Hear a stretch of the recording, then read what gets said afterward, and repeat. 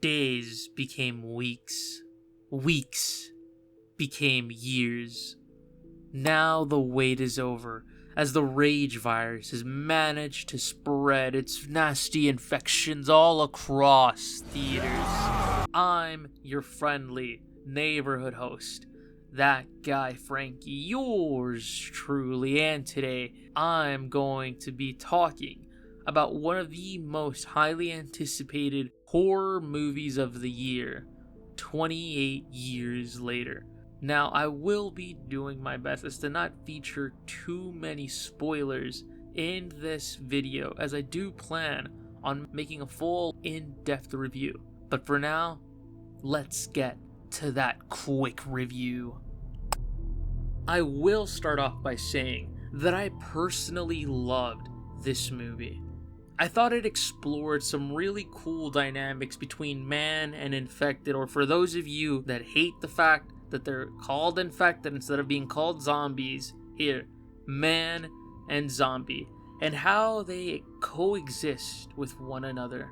You see, this isn't your typical gory, run-of-the-mill zombie movie. It actually has a bit of a coming-of-age feel and explores familial dynamics and how far one will go to save their loved ones.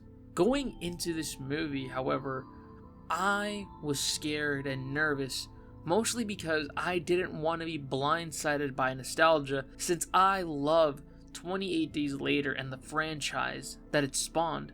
With the amount of time that this movie was stuck in hell, knowing that this was supposed to be 28 months and we had to wait this long for Alex Garland and Danny Boyle to come back and make a sequel to their franchise, make their sequel, it was nerve-wracking. I didn't know exactly what to expect. The world that 28 Days Later created was special for its time, mainly because it was different from the norm, and although by popular belief, many think that this created the fast-moving zombie, it didn't, but it capitalized on it. And it made zombies scary again. It made it terrifying and refreshing from the walkers and shufflers we were used to seeing. With this movie bringing back both Alex Garland and Danny Boyle, I knew I was in for a wild ride, but I just didn't know what the hell they were going to be throwing at us. 28 Years Later follows the events of 28 Days Later and briefly follows the events of 28 Weeks Later as well. At this point in time, the world in the franchise is post-apocalypse. Throughout each of the three movies, it's different. The first one is the societal collapse of the UK. The second one, to me, has always felt more about trying to restart only to fail, whereas 28 Years Later is mostly about adapting and evolving in a post-apocalypse world where society is pretty much gone. With the infected inhabiting what remains of the UK, survivors have to be wary and cautious to not encounter them. And just like the first two films, this sequel takes place in a quarantine-like environment as the infected never make it past the mainland. And for those who want to bring up the ending of 28 Weeks Later, I'll leave that topic for a full spoiler review. The safe haven that our survivors are from is known as Lindisfarne, otherwise known as Holy Island. From the first few trailers alone, I felt that the Holy Island area would be weird in the sense that it came off cult-like just from the footage released before the film's debut. The marketing painted a picture that many like myself felt drawn to it, while it would end up being something else completely different. And before the film was released, I fully believed that this movie would take place inside their safe zone, much like 28 Weeks did with London in the Isle of Dogs. But it just plays a small part that still drives the story. Without going too much into detail, without going too much into spoiler territory, I will mention that Aaron Taylor Johnson is just a side character, furthering a character's journey. His son, Spike, played by none other than Alfie Williams. Alfie and Aaron, as both Spike and Jamie, have a great dynamic and have great chemistry with each other that carry the beginning portion of this film. To me, their dynamic reminded me of both Kratos and Atreus in the sense of their parenting styles while on their respective rites of passage, showing their sons what it means to hunt, being smart, and being careful of your surroundings. The rites of passage play a key part in the coming-of-age aspect of this movie as it strongly pushes it as one of its main themes. Whereas Kratos is hard on Atreus from his hardened past because he wants him to be better than he was, Jamie is more thoughtful and understanding while still pushing Spike to not make a mistake, because once they're out in the mainland, any small mistake can have grave consequences.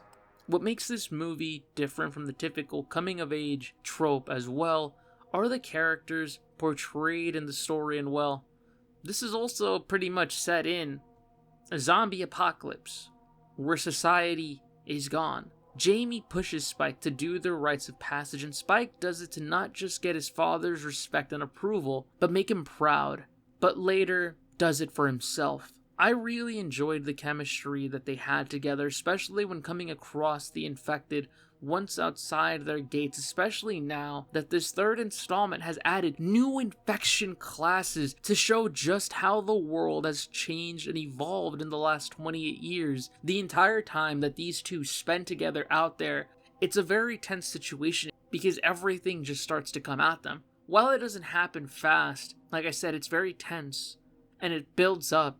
And it just has you worry about them the entire time they're out there. And with these new breeds, these new types of infection classes out there, it was to be expected, at least in my eyes, given the current state of the zombie genre. We all know just how bloated it is, and with 28 Days reinvigorating the genre back in 2002, the state of the zombie genre grew for better or worse, with everyone either trying to one-up or do something different, but only a few ideas would really stick and stay with the audiences. I think that the direction the 28 years later shifts to is what might annoy some fans out there, as it focuses less on horror and the infected roaming around, but pivots to what the original film was like, story and its characters. 28 Days Later had up-and-coming actors and actresses and focused on the societal collapse of the UK, survival and desperation for characters like Jim, Selena, Hannah, and Frank, where they were trying to find shelter while avoiding the infected all around them. The movie had the infected more as a background threat, while showcasing the real threat later on in the film, those being ourselves, as humans are the real monsters.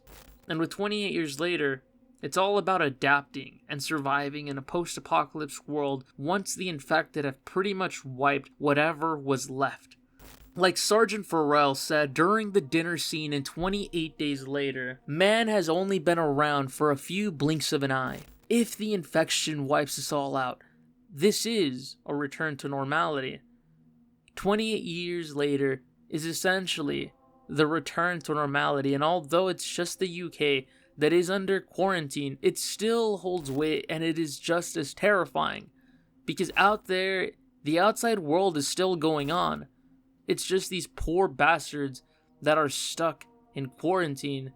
They're pretty much in the dark ages. I also feel that for some, the stylistic choices and changes that the movie goes through are not going to sit well with some audience members, nor are some going to understand some of the themes and messages, but that's completely fine. We're all allowed to have opinions as the cynical critics that we tend to be, but I feel that this movie is just so overhated, and the takes that I've seen as to why it falls flat for some is honestly just downright stupid. My question to them is, what did you want? What did you really want out of this movie? What were you expecting this movie to be? In the current landscape of cinema where we lack originality and artistic expression and instead choose cash grab sequels, and yeah, I sound like a hypocrite for saying this, but let me finish. Can I finish? Please, can I finish? Shared universes dropping slop after slop and are considered the best when really they mean nothing. or films that just play it safe. What did you want? I know I didn't want for this movie to just be some pointless zombie movie where it's some generic film where survivors make the dumbest decisions known to man. Hell, if I wanted to just watch that, I could just watch my favorite zombie movie out there, 2004's Dawn of the Dead. Some of you might castrate me for saying that comment, but look, some of the decisions they make compared to the original Dawn of the Dead in 1978 make no goddamn sense whatsoever. 28 years later is special to me. It's a film that I had been waiting to watch ever since I was a kid, and I fell in love with the series. I love how it continued its story and how it evolved. I know for some people, the evolution might be a little goofy or a little bit weird, especially with some of the scenes where it goes from horror to just straight up action comedy towards the end. But I feel that that is a bit necessary. This is the post-apocalypse. Society is gone, like I said earlier.